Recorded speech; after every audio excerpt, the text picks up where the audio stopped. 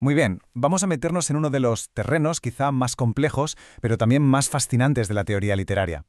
A ver, cuando leemos un poema, ¿qué estamos buscando? ¿Los sentimientos del autor, su intención? ¿O es otra cosa?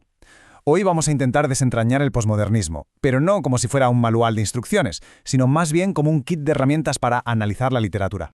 Para empezar, tenemos esta idea de Allen Ginsberg, uno de los grandes poetas de la generación Beat. Es una idea muy potente y en el fondo muy sencilla. Para él, la poesía era una especie de acto de honestidad brutal. Se trataba de coger su mundo privado, el auténtico, y hacerlo público, justo lo contrario de lo que él veía como el mundo artificial, ese mundo de plástico de los medios de comunicación. Parece bastante claro, ¿no? La poesía como un espejo del alma del poeta. Bueno, pues aquí es justo donde la cosa empieza a complicarse, y para qué engañarnos a ponerse de verdad interesante.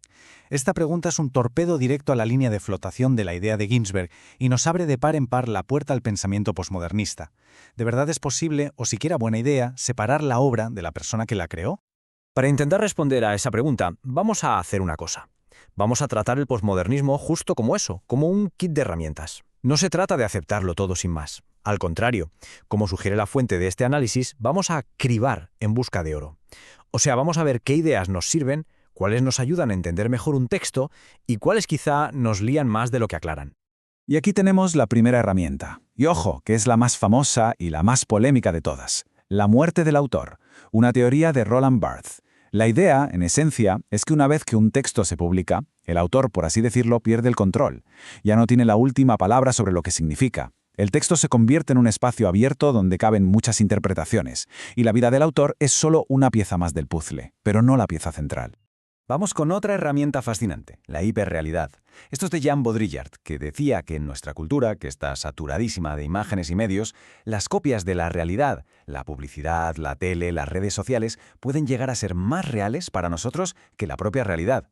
Pensemos, por ejemplo, en cómo los filtros de Instagram acaban definiendo lo que consideramos bello, a veces mucho más que las caras reales que vemos por la calle.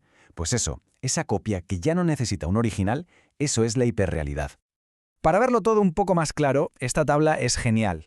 Nos enseña el cambio de chip que hay del modernismo al posmodernismo. Se pasa de la forma cerrada al juego abierto, de la jerarquía a la anarquía. Pero fijémonos en algo que va más al fondo, el cambio de raíz, profundidad, a rizoma, superficie. El modernismo era como un árbol, siempre buscando una verdad única y profunda, la raíz. El posmodernismo, en cambio, es como un rizoma, como una red de césped, donde todo se conecta por la superficie, sin un centro claro. En definitiva, celebra que haya muchas conexiones en lugar de una sola verdad. Vale, pues con nuestro kit de herramientas ya preparado vamos a ponerlo a prueba. Y nuestro primer caso de estudio es una poeta increíble y súper enigmática, Emily Dickinson. Vamos a ver qué ventajas y qué desventajas nos encontramos al mirarla con estas gafas posmodernistas. Y aquí el autor de la fuente principal de este análisis, Rafael Casaní González, pone las cartas sobre la mesa. Lo dice bien claro. La idea de ignorar por completo al autor, la famosa muerte del autor, le parece una desventaja indefendible. Y esta tensión va a ser la clave de todo lo que sigue. Esta pregunta va directa al corazón del problema. Porque el contexto de Dickinson, el hecho de que fuera mujer, su aislamiento casi total, la sociedad tan patriarcal en la que vivió, todo eso parece importantísimo. Si lo borramos del mapa en nombre de una teoría, ¿no estaremos perdiendo una parte fundamental del significado de lo que escribió? Fijaos bien en estos versos. Dickinson está jugando con las ideas de locura y de sentido común. Lo que nos viene a decir es que aquello que la sociedad llama locura puede ser en realidad una forma mucho más elevada de entender el mundo, pero solo para quien sabe mirar. El poema en sí mismo ya es una bofetada a las convenciones sociales. Y aquí lo vemos, clarísimo, las dos caras de la moneda.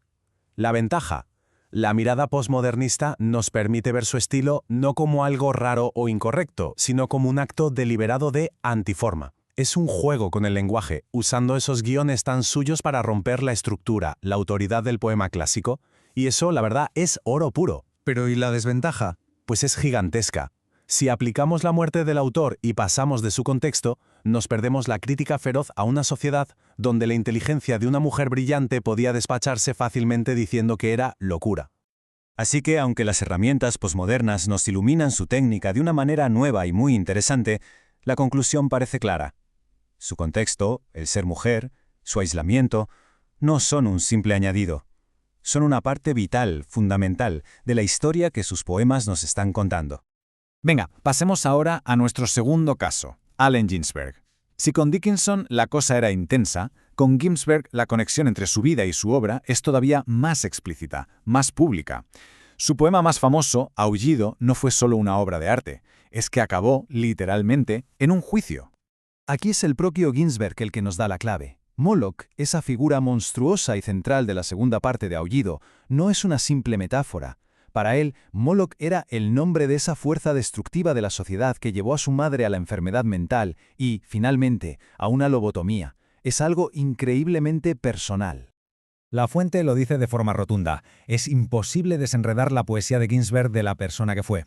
Su identidad como judío, como homosexual, sus traumas familiares, su lucha, todo eso es el motor que mueve su obra. Son, como dice el texto, inseparables. Volvemos a aplicar el mismo marco. La ventaja. La idea de hiperrealidad es una herramienta perfecta para analizar Aullido.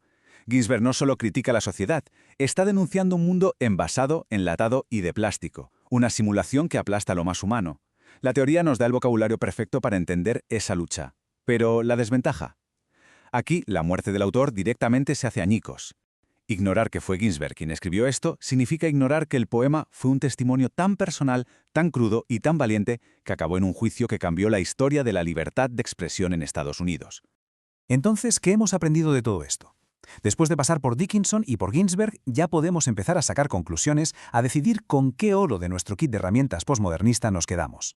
La fuente usa esta expresión que me parece perfecta. El riesgo de un enfoque puramente posmodernista es que nos pase eso de que los árboles no nos dejen ver el bosque.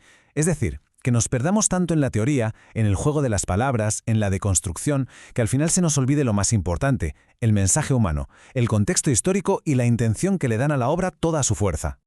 Y para rematar, el autor nos regala esta metáfora que es sencillamente brillante. Analizar un texto es como una disección científica, una vivisección. Es un proceso que requiere cuidado, precisión y sobre todo puntos de anclaje para que el objeto de estudio no se nos mueva. Vamos a desglosar la metáfora. El poema es el organismo vivo, la rana. Para poder estudiarlo bien, necesitamos alfileres, es decir, puntos de referencia estables, la biografía del autor, el contexto histórico, la tradición literaria. Sin esos anclajes, el significado, igual que la rana, salta y se nos escapa. Y entonces el juego libre de interpretaciones se convierte en un sálvese quien pueda. Y con esto cerramos el círculo. Volvemos a la idea con la que empezamos, la de Ginsberg. Y quizá ahora vemos que su visión no era tan simple como parecía. La poesía es ese puente increíble entre lo más íntimo de una persona y el mundo público. Y a veces, para entender bien cómo es el puente, necesitamos saber quién lo construyó y sobre todo por qué. Y esta es la pregunta final que queda en el aire. No hay una respuesta fácil, claro. Las herramientas postmodernistas son muy valiosas. Nos abren los ojos a lo complejo que es el lenguaje y la interpretación. Pero como hemos visto con Dickinson y Ginsberg, quizá el secreto no está en tener que elegir entre el texto o el autor, sino en encontrar ese equilibrio perfecto para que ambos, juntos, nos cuenten su historia.